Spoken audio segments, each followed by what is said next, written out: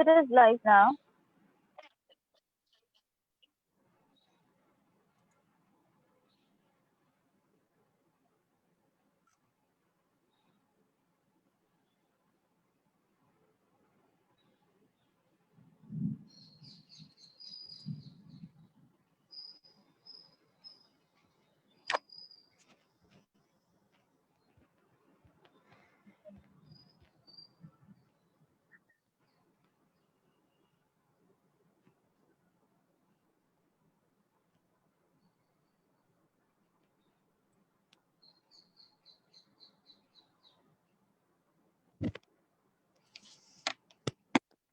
Okay, I'm just texting him, huh? He's about to join.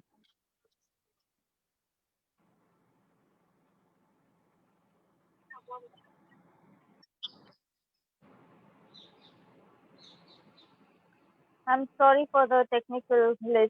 It happens at times.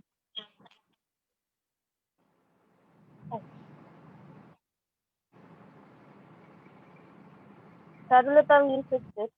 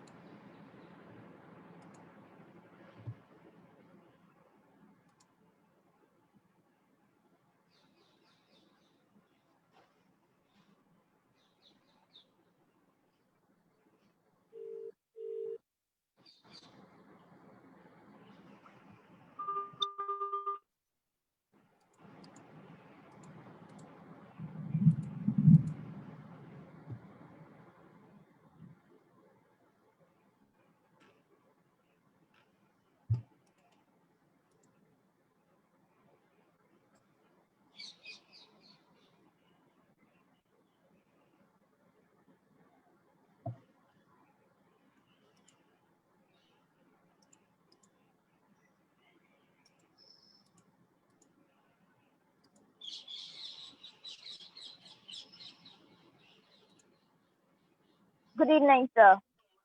So now we are live on Facebook. It's a privilege to have you among us today. Let me introduce everyone to the guest. We have with us Dr. Sambit Patra, son of late Dr. Swarupanand Patra, the former president of Odisha, Minority Forum. He is an Indian politician from Biju Janata Dal. He is a member of Parliament of India, Rajya Sabha, and he's a chief whip and spokesperson of Biju Janata Dal. Today we have the honor to have with us Sri Dr. Sasmit Patra ji. Welcome, sir. So you're on mute.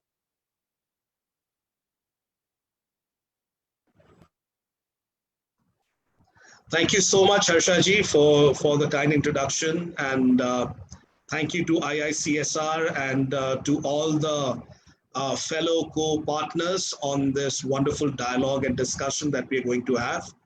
And I take this opportunity to thank especially one and all for joining in for this very nice and important session. I believe this session is not only about me per se, though I'm thankful to Harshaji and her team for having this. But I would suggest that probably today could be an opportunity for any youth who is watching to feel that yes, despite you being not from a political background, you could still make it. And for any queries which might help encourage, motivate, and get the youth to come onto the public platform of politics. And I'd like to also thank ED Times, IICSR, EGJA, and Digital Parliament for all their support. Harsha, over to you.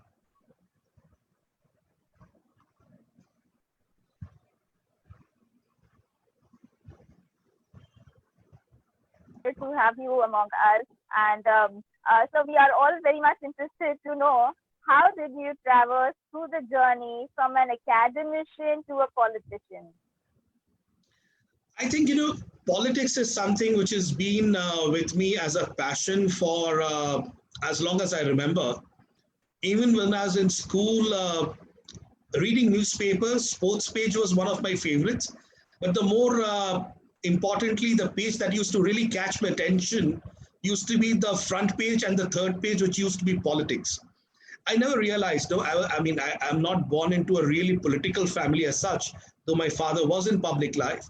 But having said that, it's also important to understand that probably there was that innate interest in me for politics or public life, which probably led me to do what I was doing.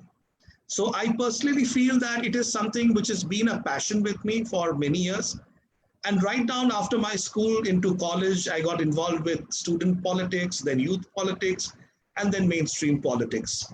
So therefore, it has been a passion. And then as an academician, I went on my journey as in a professional capacity, and always believed that apart from being politically interested and working in the political scenario, it is important that I should have a professional space as well, where I can exercise my own intellectualism or my own creativity and do something there. So that is how, as an academician, it was a passion. I come from a family of teachers, always have lived and learned about teaching, because generally, the kind of family environment you're in, that somewhere influences you, nudges you towards it. So I think being in a family of academicians primarily, it was probably, though not thrust on me, that I should become a teacher, but definitely it was a passion that was there along with politics. So that's how the interest has always been there, and that's how I transitioned from academics to politics. So what was the turning point to join the mainstream politics? I think the turning point, I would say, when I was made I had been connected with politics for almost 20 years, as I said, right down from my college days. But I think getting into mainstream politics came when my leader, Honorable Chief Minister Shri Naveen Patnaik ji, he actually gave me the responsibility of being one of the spokespersons of the Biju Janata Dal in 2014. So I was fairly young comparatively then. And at that time, the party came back to power for the fourth time. And a party which was in power for the fourth time was obviously, facing many issues. And to be a spokesperson at that time, especially when electronic media was slowly becoming more and more active nationally and in the state of Odisha. So it gave me an opportunity to actually, entrench myself into mainstream politics. And for that, I must thank my Honorable Chief Minister, Shri Naveen Patnaik ji, for the opportunity. Because if that opportunity had not come along at that point of time, probably I might not have been able to excel or move forward in mainstream politics. That's an interesting, like you had someone to look up to when you entered in the space of public life. So in spite of that, I'm sure there would be many hard decisions that you may have to make, and the rough part of the journey till now. If you could share with us some stories. See, in politics, as you said, there is no one red carpet. Red carpets don't usually come. Even people who have people looking out for them, red carpets don't happen. I think there's one specific story I remember. There was a politician. When you're actually growing up into the political firmament, you come across all kinds of politicians rather. So there was this very senior politician. And at that point of time, he was kind of calling the shots. So he was wanting to use my intellectual capacity. This was before 2014. And so he called me at 6 o'clock in the morning. He called me the next day, said that come at 6 o'clock in the morning. So I went at 6 in the morning. So then the person who was there at the gate, I said that, your boss has called me at 6. So I've come and says, boss is sleeping. I said, okay. So when he's going to wake up, he says, when the boss wants to wake up. I said, fine. So 7 o'clock, so I was standing there. And the gates are locked and you're standing outside on the road. So from 6 to 7, I stood in the morning, weary-eyed. At 7 o'clock, again, I said, please check if he's up. He said, yeah, he's up. I found out. I said, okay. Tell him that he had called me at 6. So he went inside and he checked. And he said, no, sir says, wait. I said, okay. I waited. And around 8 again, I called him. I said, please check. It's already 2 hours since I've been here. He says, no, he's just coming in some time. I said, okay, how long? He said, well, 10, 15 minutes. From 8 o'clock till 10 o'clock, those 10-15 minutes kept on extending every time I was asking. At 10 o'clock, finally, the gentleman summons me in. I walk in. He says, yeah, you came at 6 o'clock? I said, yeah. I said, okay, I'll be slightly there with you. There's some people I have to meet. So those meetings went up to 12 o'clock. At 12:30, this gentleman gets up and says, no, I have to have my lunch. I'm taking insulin. So you do one thing, you go home, you come at 2 o'clock. So I went, I came back at 2 o'clock. And when I came back at 2 o'clock, his guy said, he's called you in. So I went inside. He says, yeah, now we will have a discussion. And you sit, I'll just have a quick nap and I'll come in half an hour's time. That nap from 3 o'clock went up to 5 o'clock. He got up at 6 o'clock and came to me with a cup of tea. I said, yeah, why did I call you? I said, I have no idea, sir. Last 12 hours, I have been on my feet. He says, I've forgotten it. When I remember, I'll let you know. So that's how a day went by. What I'm only giving you an example is, this is just one example. There are numerous, if not hundreds, but there are numerous examples like this, where you actually come across people who do not value you as an individual at times. There are people who don't value you as a professional. And there are people who do not value you for the time because they are at a point of certain power or authority because of which they feel their time is more expensive than yours. So that is why when I came into mainstream politics, I would ensure one thing. I said, a lot of times, people want to come and meet you. I said, if I can solve it over a WhatsApp, let's solve it over a WhatsApp. If I can solve it over a phone, let's solve it over a phone. If you still need to meet me and see me for something, you do that. So I said, no, we need, let's say, for example, somebody would need, a signed document. Let's say, for example, on some specific issue, recommending or supporting or doing this. I said, fine, would an email from my official email ID of sansad.nic.in help? Because that would be kind of a bona fide document. If that helped, that email would be sufficient. If I could send it on WhatsApp, then WhatsApp would be sufficient. Even then, if he needed the hard copy, definitely he would say someone. But it was always noted by my office that when the person came, gave his ID or his credentials, it would be handed over to him. He wouldn't wait, no one would wait. And that has been a principle that I have always lived by and I want to live by because of what I have seen on the other side of the fence.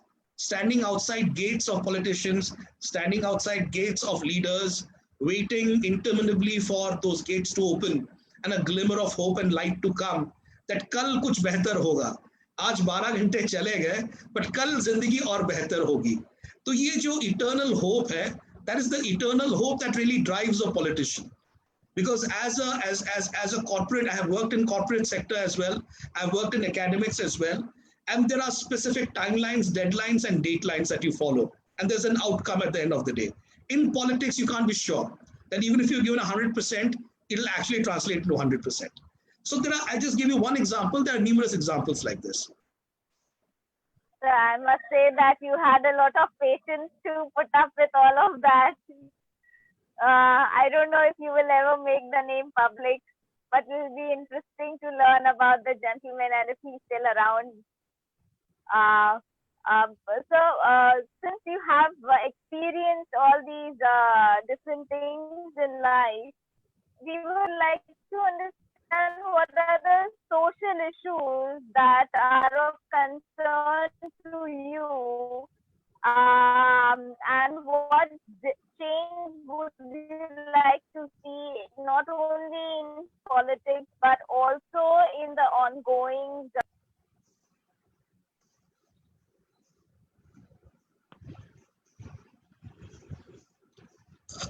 I heard you partly. Harsha, could you just come back again? I heard you partly.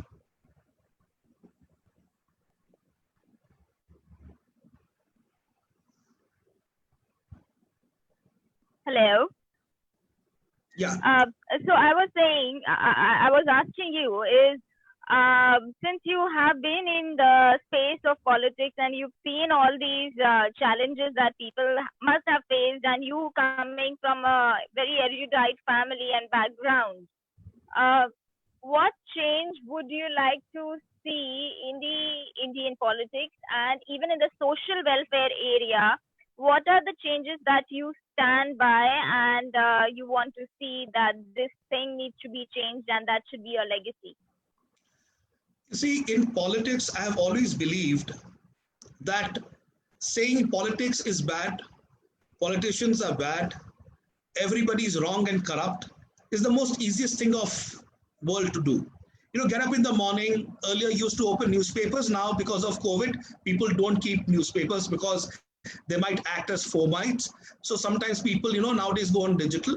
But irrespective of it, what people do is they'll say, oh, these politicians are all corrupt. Politics is all bad. My son and daughter should do anything in this world but politics. The question is, if every father and mother says that my good beta and my good beti will not do anything to do with politics, then all the bad betas and bad betis will enter. If good people will shy away from politics, you will have the worst of the kind to enter. Recently, the ADR came out with a survey about how many MPs and MLAs have criminal cases against them. My simple question, there was a debate. I was not part of the debate, but I wanted to ask a question that if you have these criminals coming into politics, how do you remove them? You're putting the onus on the voter. But how many parents do you know? How many youth do you know who would say, yes, I will stake my youth, I'll stake my career into an uncertain territory like politics, walk into that minefield and make a difference? So if all the good people will become doctors, engineers, scientists, lawyers, academicians, chartered accountants, etc., then there is a vacuum. It's a normal process. Anybody with geography would understand a low pressure happens when a lot of heat takes place, a vacuum is created because of that heat, and the cold air rushes in, because of which you have a low pressure and a cyclone. Similarly, in politics and therefore in society, whenever there is a vacuum, if good people leave a vacuum, it will be occupied by someone. If good people don't occupy that vacuum, it will be occupied by people who may be less desirable. By saying that, I'm saying that in politics, there are many good people. But if you want better people to happen, better politics to take place, better politics and legislations to happen, you have to pull yourself in. You cannot outsource it to a third party. If the Indian independence, if the struggle for India's independence was outsourced to someone, do you think we would have won our independence? No. We never outsourced it. We Indians stood together. We fought together, irrespective of caste, creed, community. Why? Because we were compelled by it. But I feel strongly, whether it's Indian politics or Indian society, after independence, we feel that the moral necessity of nurturing our democracy is no longer there with us. It is as if the entire Indian democracy is in an autopilot mode. It does not require any nurturing. It does not require anything. We have already outsourced it to politicians and bureaucrats. And therefore, as long as we are paying our taxes, they are supposed to be answerable to us. Answerability and accountability will be fixed when the people start asking questions. And therefore, as you said, my legacy would be to encourage people to ask questions. Unfortunately, we think it's the work of the journalists alone to ask questions. No, it's the responsibility of every voter. I come from Odisha. Tomorrow, a person from Odisha meets me and says, Sasmit Patra, you've been in one year in Parliament. What are the issues of importance you've raised for the state? How have you impacted Parliament? How have you brought about difference in the mindset and in the livelihood of people? Tell us. We voted for you. Yes, I came from Rajya Sabha. Yes, it is an indirect election, but people must question people in authority. When we stop questioning, we lose ourselves as a democracy. So my legacy I want to do, I can talk about, I want to do education, I want to do health. I've already filed, I've done my private members bill on transgender reservation. I've already filed a number of private members bill calling for certain reservations for transgenders and other things. I'm working on anti-trafficking. I'm working on other areas. I've filed a private members bill which will make anti-trafficking more punishable. All of that I can talk about. I'm not talking about all of that. I'm talking about a basic principle that the youth, the students, and the general population of India must question their leadership. We are talking enough about Riya Chakraborty. We are talking enough about Sushant Rajput. We are talking enough about every other thing. Where is marijuana coming from? Where is the weed better? But I think we need to talk about GDP. We need to talk about LAC and China. We need to talk about when we're going to get our migrant labor back in work. We have to find out where we're going to make money. Where is the MSME sector today?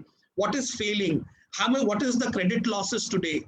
What is happening with the farmers? What is happening to the Kharif crop? what is happening to the procurement policy, what is happening to doubling of farmers' income. I think those are issues that is going to make a difference to a people in Malkangiri district of Odisha, to a person staying in Kanyakumari or Jammu and Kashmir. I do understand, yes, there are always questions that to be raised also on Riya Chakraborty and Sushant Rajput's and Sushant Singh's death. But that cannot be the only decision and only issue of India, which is the 130 crore people population. So my legacy I want is to encourage anyone and everyone to question me and question the leadership, whoever is in any position, whether that is a Sarpanch, Samiti Sabhya, Block Chairman, Zila Parishad, MLA, MP, Minister, Chief Minister, Prime Minister, anyone.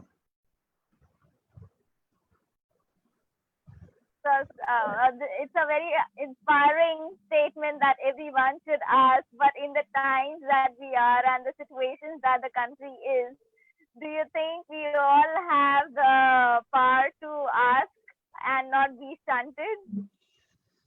You know, it's wonderful, Harsha, you've made that question. Think about it this way.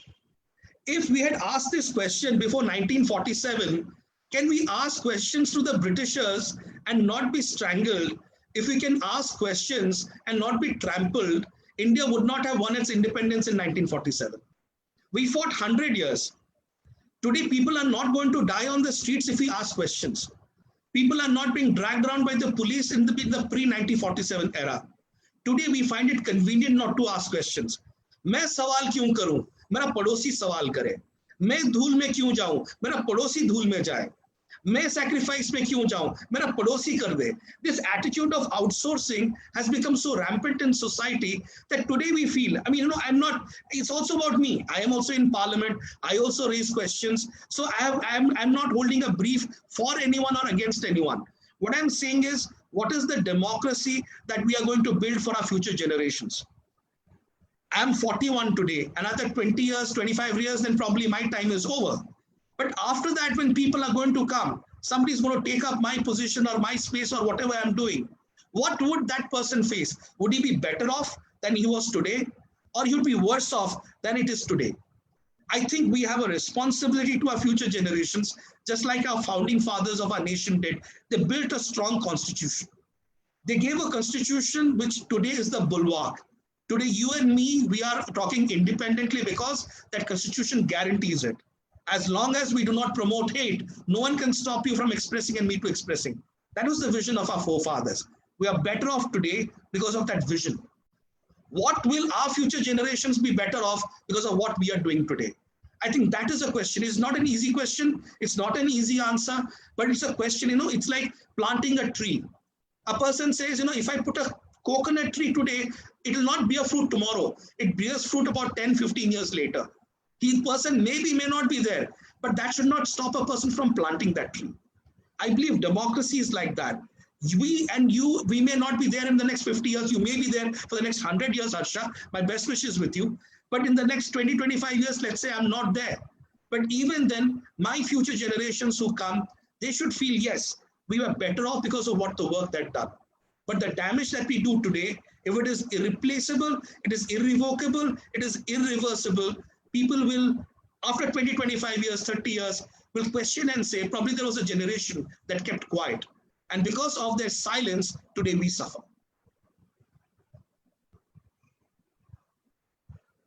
So on this note, I would like to ask you about sustainability and CSR. What are the initiatives that you are taking for the future of this country in terms of sustainability and CSR? And although the government has mandated, we still don't have a proper education system, which IICSR is intending to work towards by introducing responsible business era. But what initiatives are you taking as a member of Rajya Sabha to make India more sustainable and to up our number from 117 rank of SDG all over the world to push it up? How do we do it? Let me start firstly from the Parliamentary Standing Committee, and then I'll go into the state. In the Parliamentary Standing Committee, I'm a member of the Committee on Human Resource Development. There are three ministries that come under them: Ministry of Education, which was formerly the Ministry of HRD, the Ministry of Women and Child Development, and the Ministry of Sports and Youth Affairs. I'll specifically focus on two ministries here, and I cannot, of course, divulge a lot of information because parliamentary committee deliberations are confidential in nature. But I can tell you certain areas that my focus, whenever I have been on the committee meetings and otherwise, has been on three areas. One is education, higher education, school and mass education. These are two levels that we have to focus very strongly. I have been advocating very strongly through these meetings and also otherwise with the ministries to actually increase spending, increase allocations, provide specific scholarship programs. For example, today you're talking about the ranking of education institutions. How many good doctoral programs do we have in our country today? Today, a student wants to do a doctoral program. You can't imagine if that person doesn't get a SRF or a JRF, and even then, if he passes a NET and he goes into it, the funding opportunities apart from government institutions, that to central government institutions, is very scarce. But today, you want to increase and improve the quality of education in this country, it will be done by teachers. And for teaching, one of the key requirements by UGC and AICTE is a doctoral degree. Now, therefore, what happens is doctoral programs and doctoral degrees, the quality and the extent to which they should be is not there. I'm a votary and a strong voice who have been advocating for a strong doctoral program which should be backed by scholarships and fellowship. In our country, we have so many programs, but we do not have a single program that will develop doctoral scholars, provide for their research, ensure that they are able to integrate ideas, and then graduate them into teachers. Do we have a single teacher training program? Tell me. If you're a PhD, you have a master's degree, you become a teacher if you qualify an interview. Where is the teacher development and academic development? And thereafter, they are the people who are going to shape it. I'm a teacher myself, that is what I'm telling you. Because you cannot have a person with a PhD degree if that PhD degree is not strong enough. What are the number of peer reviews the person has gone through? How many thesis defenses has the person done? What has been the kind of research work that a person has done? What is the kind of published material he has done? Do we really go into those details? We do not. Why? Because we do not have the funds to support doctoral education. So I believe education, if you want to improve, you have to improve it at the teacher level. And to have good teachers, you must have a good doctoral program, nationwide and statewide. It cannot be a few scholarships here and a few fellowships there. It cannot be 50 fellowships for ISC and 20 scholarships for IIT and 10 scholarships in an IIM. That will not work. In a population of 1.3 billion people, well, 10% of the people you want to go to higher education, can you imagine in a class of 1:40, you'll not even have a ratio of 1:80. So therefore, doctoral education, research and development. I'll give a very small example, and I've been working on that aspect quite strongly. You have to have strong research and development programs. That is missing today. Imagine the number of work that is happening. How many patents do we have? Absolutely very minimal. Today, anyone goes to the Silicon Valley, he or she is able to do the patenting there, gets the entire copywriting, is able to monetize it, and is able to turn that as an idea. I have friends in the dental fraternity, they are developing on areas, they go to the university and say, I want to patent it. They say, don't waste your time. So the ecosystem, it is not that India lacks. The same person goes to a Silicon Valley, the same person goes to somewhere else, and the person suddenly becomes popular. A Sabir Bhatia in Silicon Valley makes a hotmail. Why can't we do it here? We talk about Sundar Pichai and say, oh, he's the main MD of Google. He could have been the next Infosys in India. Who knows? All I'm trying to say is you have to inherit a culture. And that is what I have been doing in the parliamentary committees. I'm not expressing too much. And apart from that, in the state government, we talk about PPP. You'll be happy to know that under the leadership of Shri Naveen Patnaik ji, we are running 8 medical colleges now, setting it up, and few of them are in the PPP mode. Public-private partnership is something that is very, very strong. And I've been also working with the government and expressing my concern to ensure that more and more public-private partnership really develops as we go forward. Because PPP mode, not only in education, like for example, in Mayurbhanj district, we have a PPP mode university coming up, medical college coming up. In Kalahandi, Bolagir, I believe, there is a PPP mode university coming up with Vedanta. There is another aspect I would like to talk about PPP mode and a CSR. In Odisha, in the sports development, and I'm associated also with sports education in Odisha, So in Odisha, what has happened is there are 10 high power performance centers that have been launched. As you know, in Odisha right now is a sporting hub. You have the World Hockey World Cup there. You have the Asian Athletics Championship there. You have the Gold Cup hockey there. And now again in 2023, the second World Cup hockey again is coming to Bhubaneswar. So you think, I mean, usually people talk about Bhubaneswar, Odisha, but today that is the global sporting hub. How did that happen? Again, a PPP mode, where people like Tata, Ambani, Damania, so and so forth, all of these 10 corporate giants, they came together, sponsored one centers of excellence, one on rowing, one on athletics, one on boxing, one on hockey, one on football. Now the FIFA under 15 is happening in Odisha.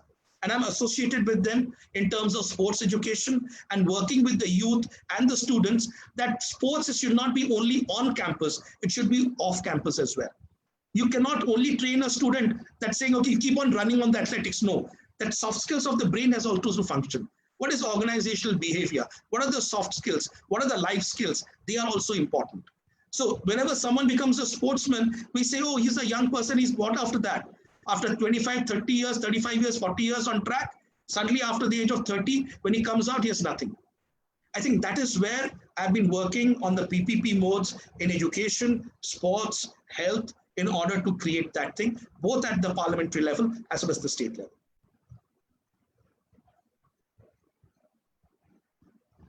You're on mute, Harsha.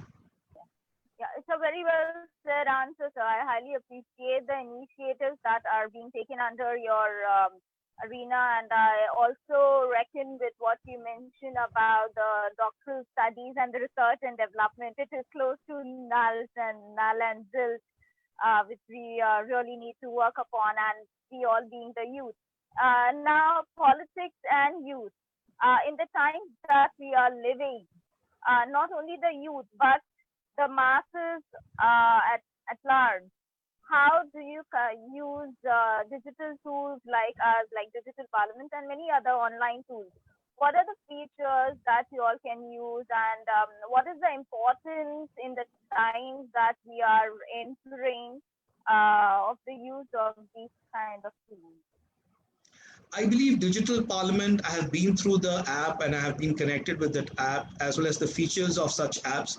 I believe such apps need to be there more and more, because I believe post-COVID, you'll have a scenario where digital platforms and virtual communication is going to increase more and more. Tomorrow we might say that yes, there'll be a vaccine and all that, but I think people more or less have felt the need to reduce costs, because today if you look at corporate sector as well, they're reducing costs by realizing they don't have to rent out such prime real estate in order to run offices. They could very well be run with a work-life balance with people not working. So I believe post-COVID, not only corporate sectors, non-government sectors, even the government is going to realize that virtual platforms and digital platforms are going to be the way forward. I believe features such as, especially when you look at politics, for like digital parliament is an app which is working so well. Similarly, you have to find out 2 or 3 major areas. One, how does a politician connect with his constituency in real time? Now, one way to do that is by a Facebook or a Twitter. Now, let's say, for example, can you create me an app which will connect in my own system? When I click on to the live streaming, only people having that app with me will be able to connect with me, and I'll be able to have a meeting rather than, inviting people and joining them and someone being able to run, someone being not able to run. So that is one of the areas that is extremely crucial in terms of communication. Second, politically, to be very honest, there's a lot of things that are told under the, which a person, a leader wants to only speak to his party fellows. Why? Because of strategy. The person does not want a strategy. Let's say, for example, there are a couple of bipoles coming up in Odisha now, in the MLA segment. Now, politicians are going to, my party will start its campaign slowly. Other opposition parties will do that. So I know my leaders will be on the field and then they'll start strategizing. But they would want a secure network where you can actually access, share information, share documentations, and that stays a part and parcel within you. It doesn't get shared too much. Today with WhatsApp and other things also, nothing is impenetrable as such anymore. People realize that. So Even with WhatsApp, people put on a speakerphone and you can do anything that you can do. So the kind of privacy that is there, the kind of encryptions that are there. So it is not only for political sector, also for corporate sector. When information is passing, data is passing, all that data and information are proprietary in nature. That should not get leaked in the circumstances. So how do you ensure that? So I think communication and the privacy of data and the security of data are two elements. Even like we're having a conversation, it's an open conversation, a public platform. But imagine we were a corporate group working on a marketing strategy, which had a pricing option. Obviously, you would not want that kind of a data to slip by anywhere. So at that point of time, digital platforms and virtual platforms will have to come up, which will look at data protection, data privacy, security, as well as ease of communication. So it's a wonderful answer. I will talk to you about our features post this session. On this note, I would also like to ask you one last question from my side. How do the youth who are present in a meeting and otherwise who are watching you, how do they join you, and how do they enter in the space of politics without having the background or father figure support? How do they do that? And how do they support you in your endeavors? I think it's very simple. Write to me. My email ID is Sasmit, S-A-S-M-I-T, Sasmit.patra, P-A-T-R-A, at Sansad, S-A-N-S-A-D, sansad.nic.in. Please write to me. Engage with me, because there are many young people who are connected with me from Odisha and elsewhere. And it's not that everyone needs to be in mainstream politics to be politically connected. There are people who are working with me. See, everyone doesn't have to fight an election to be a politician. That's a general norm. There are people who are into policy advocacy. There are people who are into policy formulation. There are people who are into communication. There are people who are into social media backup. There are people who are, so there's a wide range of activities of politics today.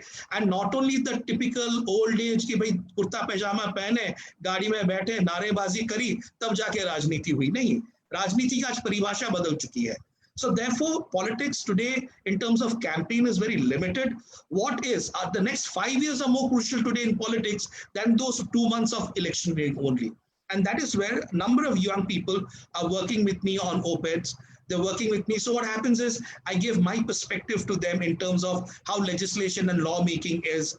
What are the, like I gave you one example about how I was standing for 12 hours in a day and I'd never figured out why I was there in the first place with that senior politician.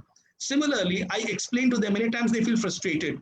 Not only people, not only who are into politics per se, could be a person who is in general education line, feels frustrated, and he's connected with me on and off writing and all that, and says, what do I do? So I give a couple of my examples. I said, look, this is how it really is. It doesn't, it looks very romantic at the end that, you're an MP, Rajya Sabha, and you are on live with IICSR, and people are wanting to know about your life.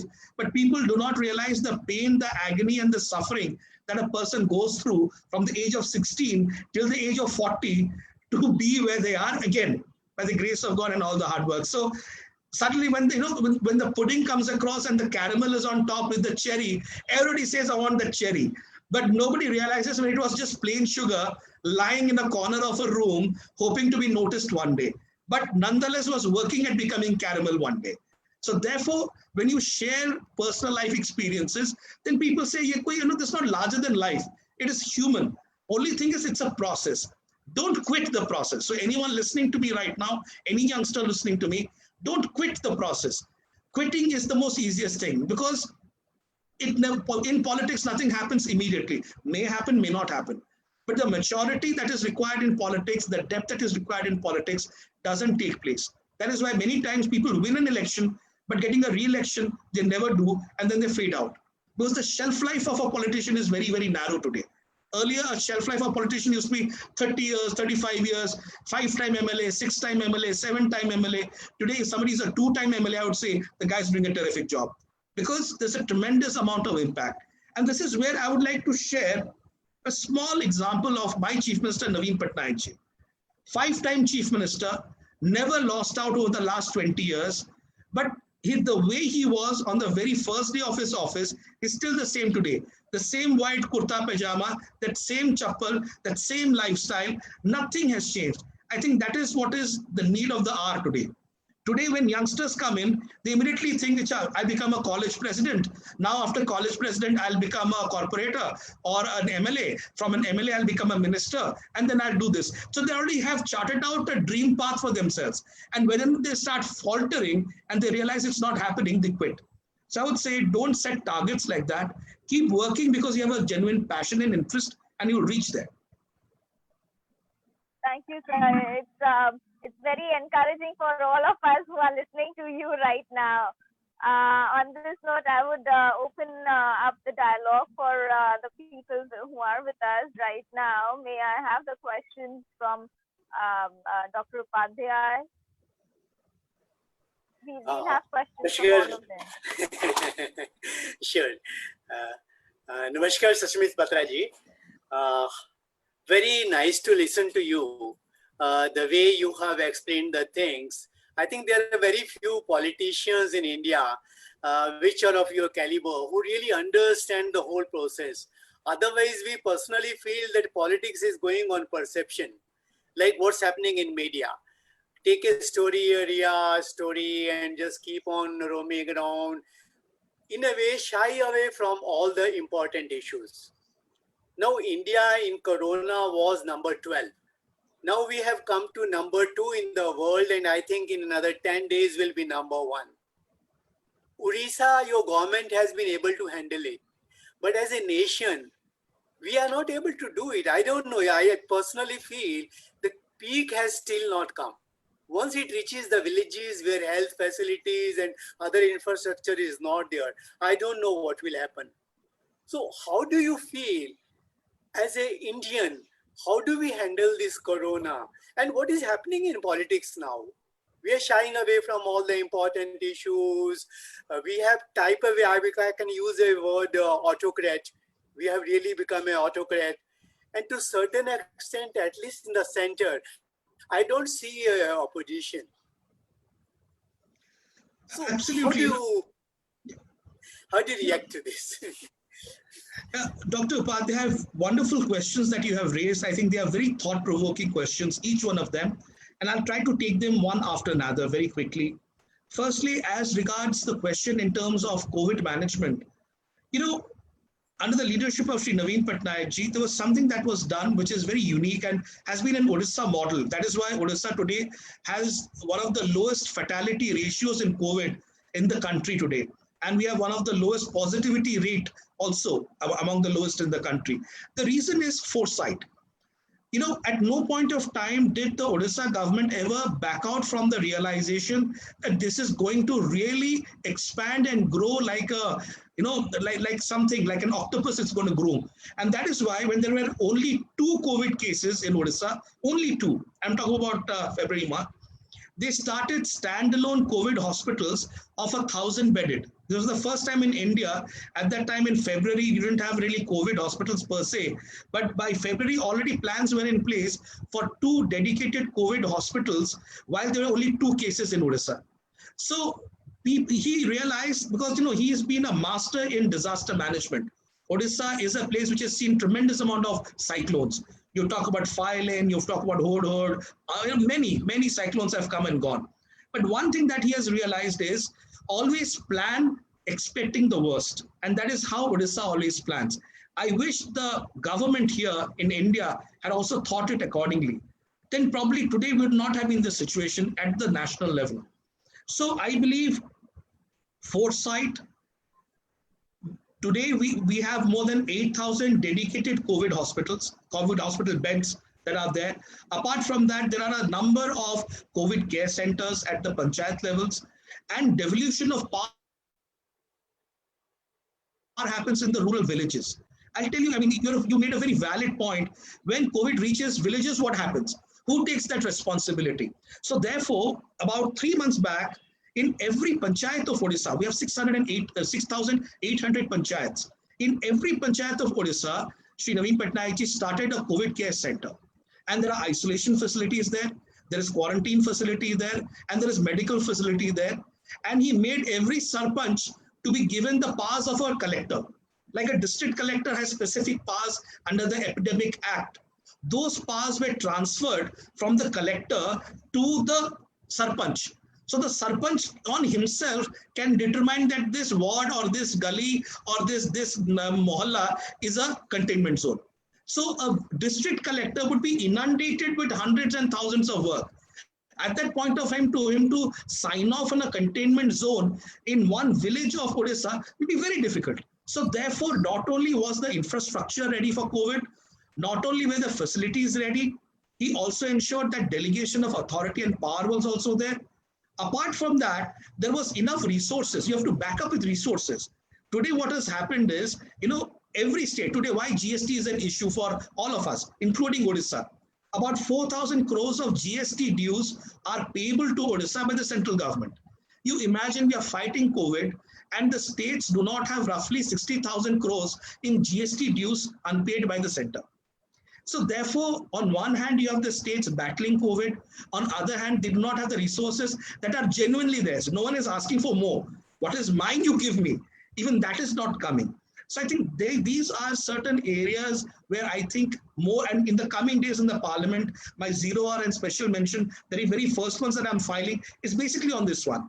Then if you want a cooperative federalism, you cannot talk of cooperative federalism by saying that, center comes first and then the states. You have to feed the states. They are your hands and legs. You may be the brain, all right, but then they are the hands and legs that makes this country run.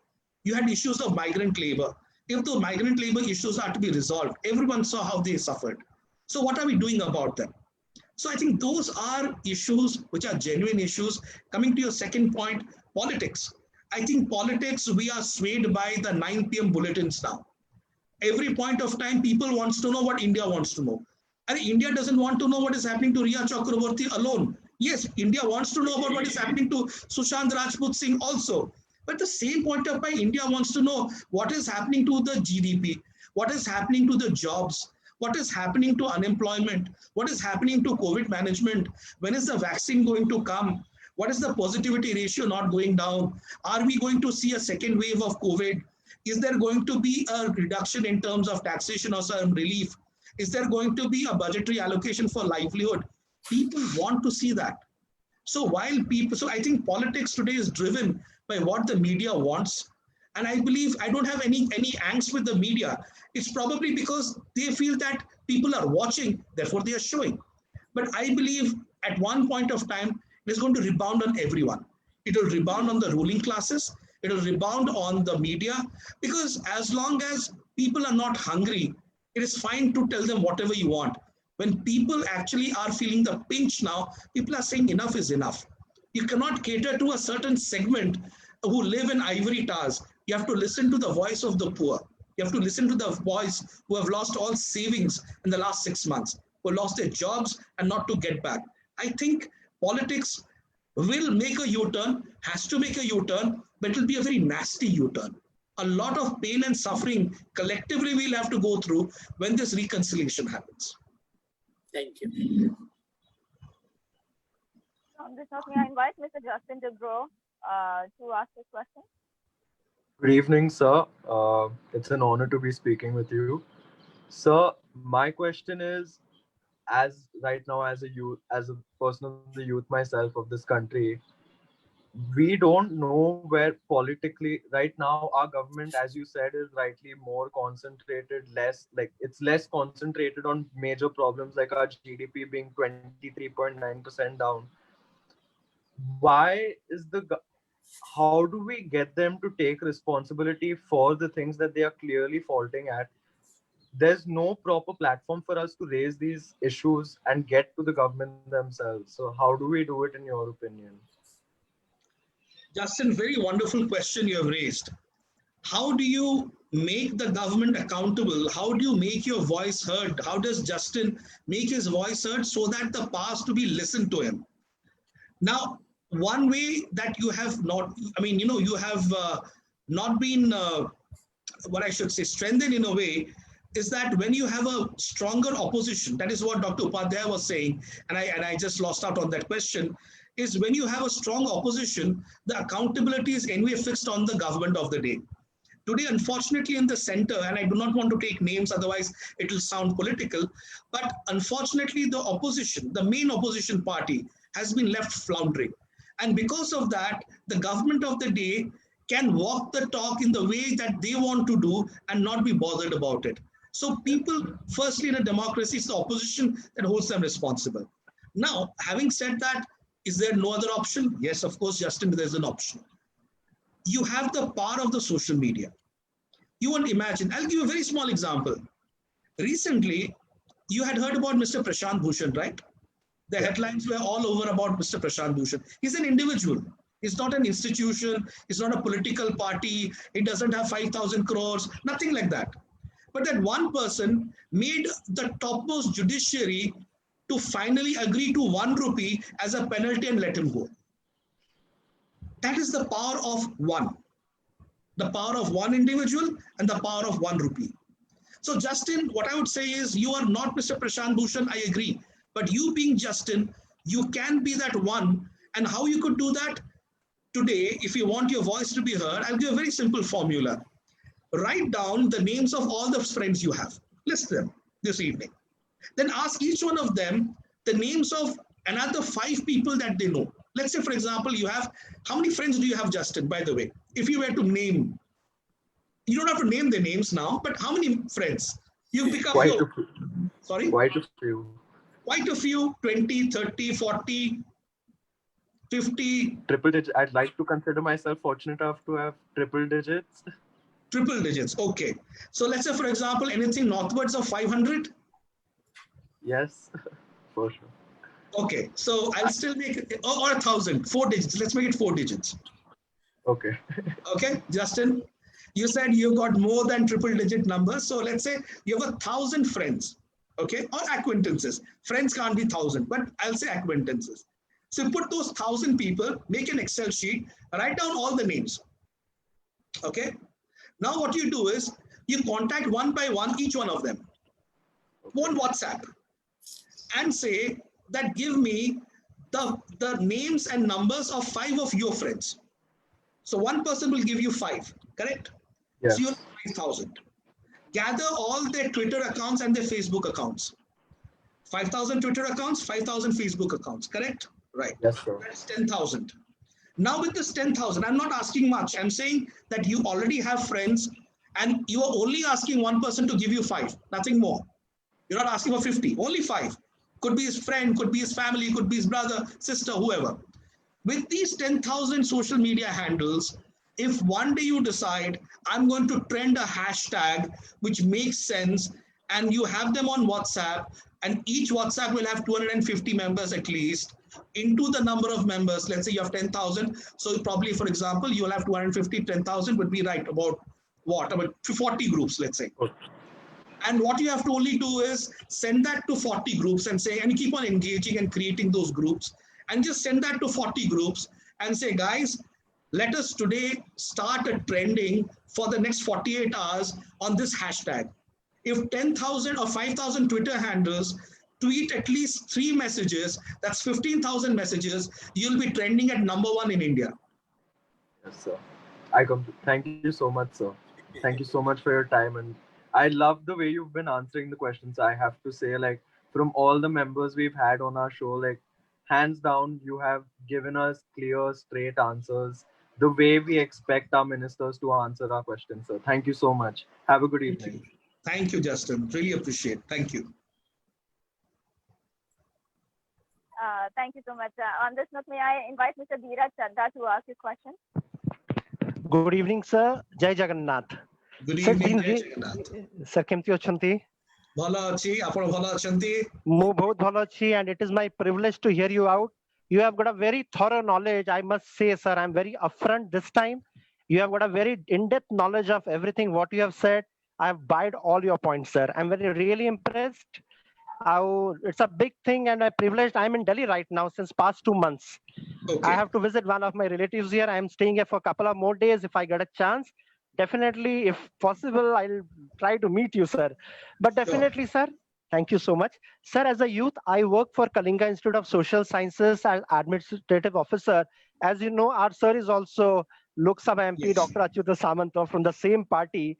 And I've got a good regard for our Chief Minister, whatever job he's doing for the people of Orissa, really appreciable. And what you are doing as a party, if definitely given a chance, I would be love to it and do something one day or the other we are doing for the indigenous people there. Sir, my question to you is, India youth faces jobless situation and mental agony at this juncture because, as you know, 50% of global youth are under pressure and depressed, and 17% of out of job now, and almost 41 lakhs youth in India, they have lost their job now. Sir, what would be your take in the upcoming session? What would you the take to the government of India to save the job of the people as a youth? What better thing they can do so that the future it's going to be a very nasty going forward post COVID? Mr. Chadda, firstly, thank you so much for your kind words, and really honored to know that you work with Kalinga Institute of Social Sciences, and Dr. Achyut Samant is an elder brother, apart from being a senior colleague as a member of parliament from Kandhamal district of Kandhamal Yes. constituency, Odisha. And he's Yes, done sir. remarkably in terms of Kalinga Institute of Social Sciences and the 25,000 tribal children that he's taking care of there. It's really remarkable. You're in a great place and doing tremendous work. And I have the highest regard for the kind of work that Dr. Samant and all of you, including Mr. Vikramaditya and others, Vikram is a good friend. So all of you are doing a tremendous job. Your point on terms of youth and jobs is very, very crucial. I think that is one of the key areas. There are two ways of doing it. One is public expenditure needs to continue.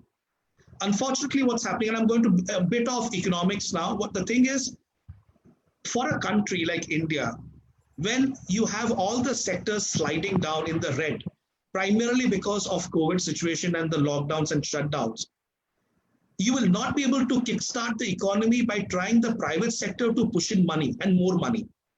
What you can do is you can get the public sector, which primarily is the government, to pump in public expenditure. How do you do public expenditure? You put in public expenditure in roads. You put in public expenditure in new schools and colleges. You put public expenditure in new public works. Could be in terms of piping, could be in terms of water, could be in terms of sanitation, could be in terms of urban development, could be in terms of areas of rural development, putting it in social welfare measures. Like in Odisha, you know that we have the Gopabandhu Pension Yojana, or for that matter, you have the Farmers Assistance Kalia Yojana. So what Correct. happens is, on one hand, you increase public expenditure on capital investment, such as I talked about the roads and the bridges and the highways, and you do that. So what it does is, apart from providing income as well as livelihood in the local areas, it also kickstarts the core sectors, steel, aluminium, cement. Some of the core sectors start pumping in with money. You know, it's like a body is on life support and you have to give it something to really kickstart, punch it. So that's the adrenaline that you actually punch in, so that some of the sectors who are redlining now turn to green. As more and more sectors will keep on pulling, because you know, economy is always a domino effect according to me. When a few sectors start pulling up into the green, they start slowly pulling those sectors in the red towards green. And the same happens when you actually go into a recession. The ones who are going into red, they start pulling the green into red. That is how the economy slowly goes into a tailspin. Therefore, I believe public investment and public expenditure by the government has to start. Number two, you want to create jobs to help the MSME sector, not by providing them loans on loans. Today, what we are doing is we are saying, okay, you had 5 lakhs of roads. Now, because of this, we are giving you another 2 lakhs of loans. You can take it as COVID loan. But the fellow doesn't have the money to pay the interest today. So instead of that, you should be rather looking at providing some support and subsidy in terms of waiving out a portion of those loans. Either you pay back those loans or increase the moratorium and provide some working capital, which can be later reimbursed from the banks. Don't term that as a loan, because once you term it as a loan and a person goes to the bank, you do not realize what happens in a bank. We talk so much about Mudra Yojana and so Yojana. Ever walk into a bank, talk to a person there, and the banker will look at you, give me collateral, give me mortgage. Otherwise, the file will languish there. This is the realities of life. So therefore, you have to get jobs done. One is public investment and expenditure. Second is the MSME sector that you have to really pick up. And the third area is keep your focus on investment. Odisha in the last 4 months has picked up investment of more than 3,700 crores despite COVID, which means that the governance was also working on industrial development while we are fighting COVID. Because the industry department doesn't have to shut down just because the health department is fighting COVID. Each one has to keep on performing because there's going to be a life after COVID as well. And that life has to be a much better one for us to pull out of this trap. So therefore, I believe public investment needs to increase. Facilities need to improve. We have to provide for better public sector investments, and states as well as center have to bring in more industrial investment. Only when industrial investment happens, you'll have sustainable jobs. Otherwise, sustainability will not be there. You can have social welfare schemes, but those schemes will end as soon as the funds dry out. Thank you so much for all your answers, sir. Thank you, Mr. Chedda. Thank you, sir. We have one last question from Ms. Charulata. Charulata, could you please come forward? Sir, so my question is, what are the key challenges for you in terms of dealing with climate change? Like the news of California fires is trending these days, and it's very horrible to see those pictures. And it is a actual thing. We can't say that climate change is not an real thing. And also a couple of months back we saw Amphan happened in Orissa, and it usually affects the underprivileged people, not the richer section of the society. So what are your views in dealing with climate change, and also what are your views on EIA draft 2020? You see, as far as climate change is concerned, let me tell you a very small example about what, and I'll of course come to climate change in terms of doing that. Climate change, as I understand, is there are two ways of dealing with climate change. One is disaster mitigation and disaster adaptation. In terms of disaster mitigation, it is always that whenever, let's say, trees are cut down, then we start thinking about, why trees have been cut in, and then we start putting in more trees there, deforestation, then afforestation. But what the disaster adaptation is, before the trees are actually cut down, you take measures to provide that those trees are actually protected in the first place. Remember, earlier, there used to be a jhuming kind of cultivation that used to be done in many of the parts of the country, which was that people would really cut down the forest. Then what they would do is they would burn that forest part. So all the ashes would make it more fertile. And then they would start farming there. Once the fertility of the soil would go, they'd move on to the next forest area, cut it down, burn it down, and again use that land. That's called the jhuming kind of cultivation that used to happen.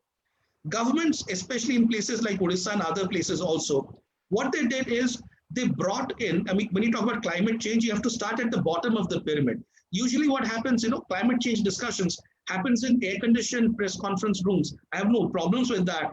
But the ideas are so top-end that it's very difficult to percolate it down to a farmer who's actually farming in the forest area. So what happens is the government of the day, in Odisha, I know for specifics, they came out and they started talking about a concept called as sloping agriculture land technology.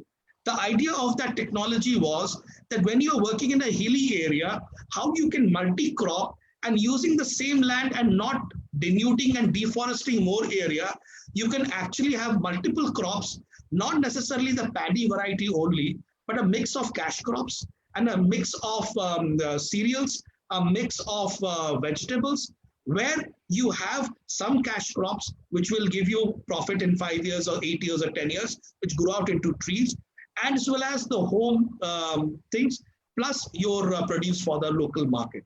So people, when they realized that this is a sustainable way of creating and recreating their produce, they did not feel migrating into the forested areas, and that is how forested lands were protected.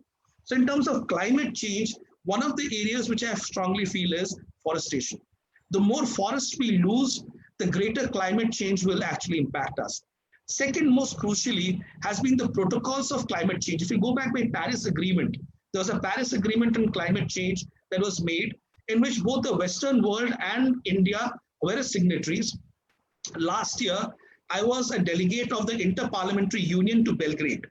So in Belgrade, Interparliamentary Union is a union of about 170 countries, where members of parliament of 170 countries come together. So I was very fortunate to be a delegate there and was a rapporteur on the climate change.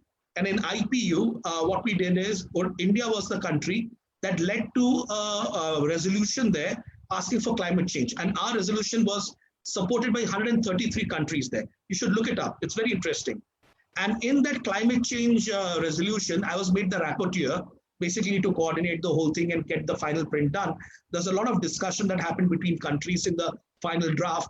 But primarily, we looked at Paris Agreement and tried to ensure that we were able to keep the soul of Paris Agreement of how we can reduce emissions.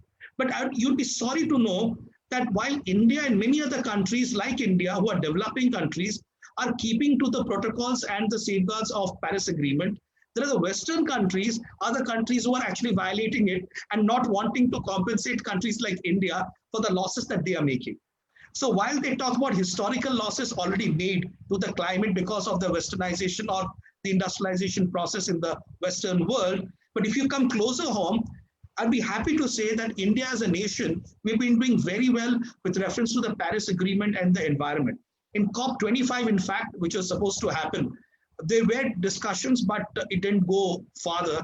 But I believe going forward, climate change, India has been able to do a bit, but I believe new and renewable energy is going to be also crucial. And that is where I don't think the investments made so far are actually enough. I believe India needs to invest more, especially in solar power, in order to ensure that we are able to create greater synergy and better, frame of climate change. I hope I was able to clarify on that. In terms of EIA, it'll be a longer answer really, because if you were to see the Environment Protection Act of 1986, it was basically which prevented industrial and infrastructural projects from actually being approved without oversight. Now, what EIA basically does is the environment impact assessment is that certain projects such as like coal or mining or infrastructure, thermal, nuclear, these projects that are there, many a times, they are denied environmental clearance by a panel of experts. So what EIA new draft is doing is, it is allowing post facto approval, basically meaning that if there has been a project that was sanctioned and is already functioning, but does not have the EIA clearance, the environmental law clearance, the EIA 2020 seems to regularize all that on the back date. Very simple. So this post facto approval process really works that way. So what really happens is, the danger is that tomorrow EIA 2020 can be used very conveniently going forward. You can launch n number of projects, and if you're caught on the wrong side of the environmental laws, you can implement EIA 2020, begin at 2022, and then regularize all the wrongs that you've made. No, it's like an amnesty program for all the projects that have gone wrong or have not adhered to environmental laws. So I believe that is a major concern, and a lot of people have many concerns on that. On the other hand, the government of the day says that, look, we are looking at only projects which are of strategic nature, national interest nature, and national interest therefore is supreme, and therefore you must go with the national interest. Now, when national interest word comes in, a lot of good citizens stop, because you don't know national interest. When you're saying you are going against national interest, are you an anti-national therefore? So therefore, with the word of anti, national interest, when it comes in, people are in two minds. Okay, should I, shouldn't I? Should I be opposing? Shouldn't I be opposing? So I believe EIA needs further look in. There are loopholes in EIA 2020, and probably greater work needs to go into it. It's a very lengthy answer, actually, to be very honest, if I were to go into the specifics, but I'm just trying to, within a nutshell, give you that. But EIA 2020 is a big stuff.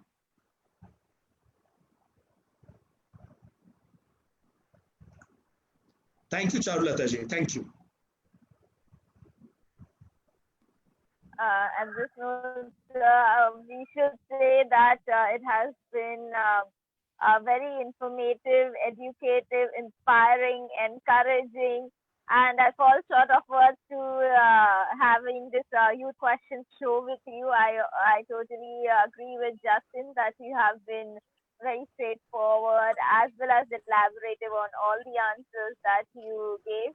And we look forward to having you again, maybe in the times to come, and get more questions from the youth and have these kind of interactions in the space that you are right now. Thank you for joining us. Thank you so much, Thank To you Harsha. so all of us.